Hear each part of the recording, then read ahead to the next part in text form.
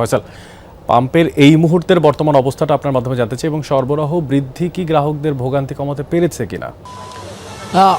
অনেক সরবরাহ কিছুটা বেড়েছে আগের তুলনায়, ফলে যাত্রীদের যে পরিমাণ চাপ বা চাহিদা সেই পরিমাণ সেই জায়গা থেকে কিছুটাও চাহিদা পূরণ করতে সক্ষম হয়েছে পাম্প মালিকরা, তেমনটাই তারা জানাচ্ছেন। আর সকাল থেকে যদি পাম্পের চিত্রটি বলি, সকাল 10টা থেকে পাম্প থেকে তেল দেওয়া শুরু হয়েছে। আর সেই তেল নেওয়ার জন্য যথারীতি গত রাত থেকেই অনেকেই দীর্ঘ লাইনে দাঁড়িয়েছিলেন এবং আমরা সকালে এসে তাদের সাথে কথা বলছিলাম, বিশেষ করে বাইক চালক যারা রয়েছেন তাদের সাথে কথা বলছিলাম। তারা বলছেন কেউ সকাল থেকে, কেউ মধ্যরাত থেকে, কেউ সন্ধ্যা থেকে দাঁড়িয়ে আছেন এই তেলের জন্য।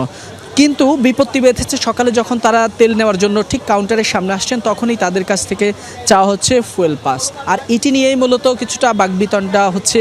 যদিও পাম্পের যে কর্মচারীরা রয়েছেন বা যারা তেল সরবরাহ করছেন, তাদের দাবি সরকার থেকে যে নির্দেশনা দেওয়া হয়েছে সেখানে শুধুমাত্র যাদের ফুয়েল পাস রয়েছে তাদেরকেই 1200 টাকার তেল দেওয়া হচ্ছে, এবং আর যাদের ফুয়েল পাস নেই তাদেরকে 700 টাকা দেওয়া হচ্ছে, এবং বলে দেওয়া হচ্ছে যে পরবর্তীতে ফুয়েল পাস ছাড়া যারা আসবেন তাদেরকে কোনো প্রকার তেল দেওয়া হবে না।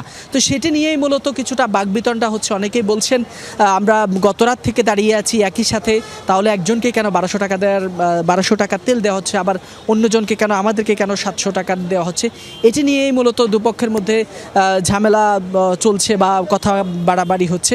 আমরা এই বিষয়টি নিয়েও পাম্প মালিকদের সাথেও কথা বলেছি। তারা বলছেন যেহেতু হঠাৎ করে গতরাতেই সরকারের নির্দেশনা এসেছে, যার কারণে মূলত এই সমস্যাটার সৃষ্টি হয়েছে। তবে যেহেতু বলে দেওয়া হচ্ছে পরবর্তী সময় থেকেই কিন্তু ফুয়েল পাস ছাড়া দেওয়া হবে না, তেল দেওয়া হবে না, সেই জায়গা থেকে হয়তো তারা প্রত্যাশা করছেন সামনের দিনগুলো থেকে যে সংকট সেটি হয়তো কেটে যাবে।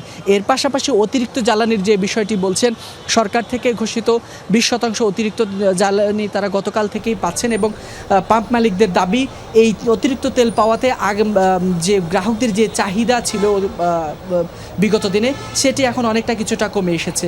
যানবাহনের অনেক সময় তেল শেষ হয়ে যেত, ফলে অনেক গাড়ি তেল পেতেন না, সে জায়গায় সেই সংখ্যাটাও অনেকটা কমে এসেছে। এবং তারা বলছেন ফয়সাল, যেমনটা বুঝতে পেরেছে আসলে সেখানে তেলের সংকট